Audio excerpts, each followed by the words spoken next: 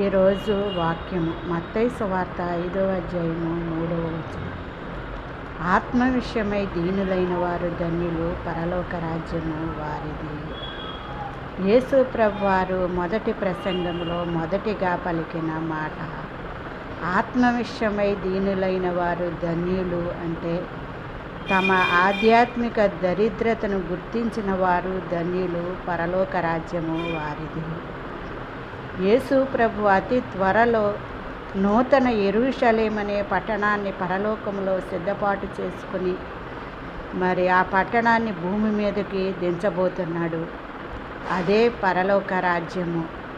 ఈ పరలోక రాజ్యము 1000 ఏళ్ల పరిపాలన భూమి మీద జరుగుతుంది. అంటే పాత ఆకాశము పాత భూమి గతించిపోతాయి. నూతన ఆకాశము నూతన భూమితో, నూతన యెరూషలేము అనే పట్టణముతో ఈ